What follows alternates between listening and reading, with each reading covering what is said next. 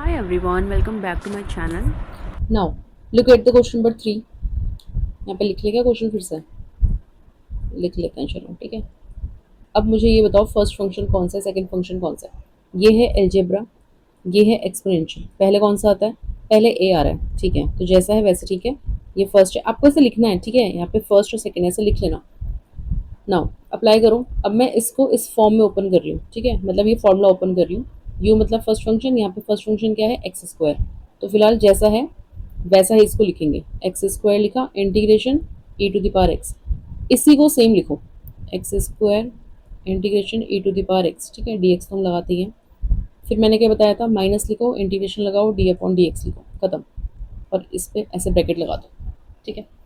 बस इतना काम करना है आपको, क्योंकि इसके बाद हमको आता है, जो हमने नया सीखा है वो ये सीखा है, फॉर्मूला। और फॉर्मूला लर्न करने का मैंने मेथड आपको बता दिया। फर्स्ट फंक्शन रखो, सेकंड को इंटीग्रेट करो, फिर इसी को एज इट इज कॉपी करो, फिर minus integration d by d x इसको लगाओ, ठीक है। बस ये तीन चीज़ें इसको याद कर लो, बाकी पूरा कॉपी करना है, ठीक है। अब मतलब ट्रिक समझो, अब क्या ही समझो, मतलब ठीक है, जैसा आपको लर्न होता है वैसे लर्न करो। अब फर्स्ट फंक्शन क्या है, सेकंड फंक्शन क्या है, उसके लिए ये कंसेप्ट है आईलेट। तो बस ये दो चीज़ें हैं इस पूरी एक्सरसाइज में, बाकी सब सॉर्टेड है, बाकी हमें आता है। आ जाओ सॉल्यूशन पे। इसका इंटीग्रेट करो, कितना होगा? सेम यही, ठीक है। इस वाले इंटीग्रेशन को ओपन नहीं करना है, ठीक है। पहले अंदर वाले को हम सिंप्लीफाई करेंगे, इसको सॉल्व करेंगे। एक्स स्क्वायर को डिफ्रेंशिएट करो, कितना आएगा? 2x, ठीक है। यहाँ पे डिफ्रेंशिएशन कर रहे हैं हम। ई टू द पावर एक्स को इंटीग्रेट करो, कितना आएगा? E to the power x. अब यहाँ पे ना कुछ अलग ही कंसेप्ट लगने वाला है, ध्यान से देखना। माइनस टू कॉन्स्टेंट है, बाहर लिख लो। और ये हो गया x and E to the power X D X. अब क्या करेंगे? क्योंकि ये फिर से दो फंक्शन हो गए ना, समझ रहे हो? ये फिर से दो फंक्शन हो गए, तो इस वाले पार्ट में हमको फिर से बाई पार्ट लगाना पड़ेगा।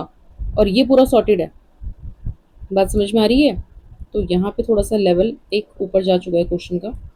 अब ध्यान से देखो, ठीक है। यहाँ पे लगा रही हूँ मैं ब्रैकेट। इस वाले पार्ट में हम कर रहे हैं बाई पार्ट्स। तो ये फर्स्ट फंक्शन, ये सेकेंड फंक्शन, ठीक है।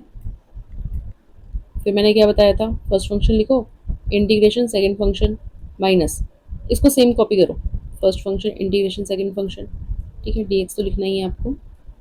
और यहाँ पे इंटीग्रेशन लगाओ and D by d x, bracket close, ठीक है। बात समझ में आ रही है? हमने फॉर्मूला लगाया, लगाते लगाते हमें पता चला कि ये फॉर्मूला फिर से लगने वाला है, क्योंकि फंक्शन दोबारा से आ गया, ठीक है। तो हमने दोबारा लगा दिया फॉर्मूला। और जब भी आप फॉर्मूला दोबारा अप्लाई करो ना, तो इसको ब्रैकेट में लिखना, ठीक है। मतलब लेंथी कैलकुलेशन होती है ना, उसको ब्रैकेट में डाल दिया करो, कन्फ्यूजन कम होती है।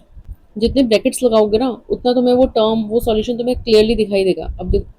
अब जैसे मुझे यहाँ पे दिख रहा है क्लियरली कि यहाँ पे मुझे काम करना है, बाकी सॉर्टेड है, ठीक है। आ जाओ, x as it is, a to the power x का integration a to the power x, minus इसको डिफ्रेंशिएट करो। यहाँ पे मैं थोड़ा डायरेक्ट कर रही हूँ, ठीक है, कन्फ्यूज मत होना।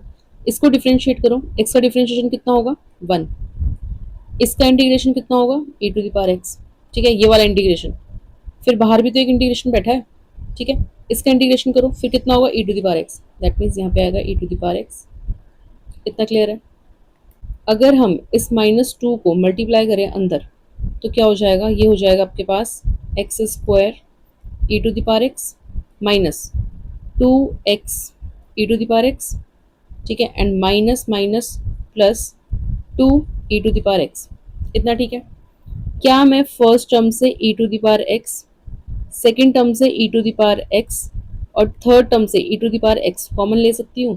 तो यहाँ लिख रही हूँ, and this is the answer.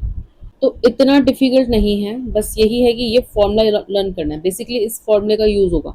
अब वो एक बार यूज हो रहा है, दो बार यूज हो रहा है, अभी आप आगे क्वेश्चंस करोगे तो आपको ऐसा देखने को मिलेगा कि यहाँ पे जो फंक्शन आ रहा है ना, वो क्वेश्चन ही बन जाएगा वापस। फिर वो कैसे करते हैं, ठीक है, वो हम सीखेंगे आगे, ठीक है। तो फिलहाल इस क्वेश्चन में इतना ही था। Now look at the question number 4। क्या दिया है आपको? एक्स लॉग एक्स, ठीक है। Now this is algebra and this is log. अब ध्यान से देखो, पहले क्या आ रहा है? पहले एल आ रहा है, एल ए है ना। आईलेट में देखो ना, पहले क्या आ रहा है? L. That means this log x is the first function और ये सेकेंड फंक्शन है। देखो, अपनी कंफ्यूजन दूर करने के लिए ना आप क्या करो ना, जो फर्स्ट फंक्शन है उसको पहले लिख लो, सेकेंड फंक्शन को बाद में लिखो, ठीक है। अब डायरेक्ट फॉर्मूला अप्लाई करो, first function as it is, second का integration d x minus integration d by d x of first function as it is log x and integration of second function and then d x. ये formula apply करा है मैंने बस, ठीक है। चलो इसको इंटीग्रेट करो, कितना आ जाएगा, एक्स स्क्वायर अपॉन में 2 माइनस ये वाला इंटीग्रेशन ऐसे ही रहेगा।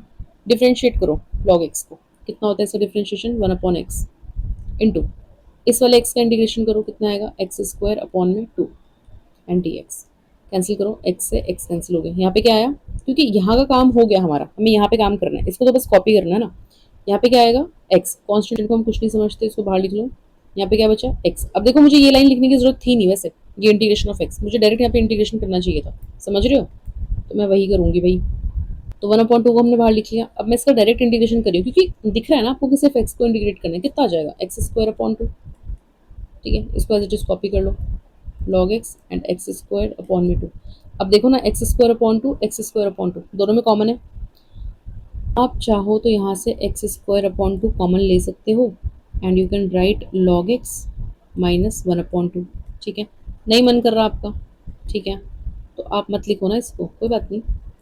आपने इंटीग्रेशन कर दिया ना, बस बहुत है उतना, फिर तो ये सिंप्लीफिकेशन वाला काम है, ठीक है, कर दोगे तो बेटर है। एंड आंसर, आप इसको ऐसे लिखना चाहते हो ऐसे लिखो, आपको ये कॉमन लेना है कॉमन लो, दोनों करेक्ट है, कोई दिक्कत नहीं है। यहाँ तक अगर आपने कर दिया ना तो सही है, 100% सही है आपका, कोई दिक्कत नहीं, ठीक है।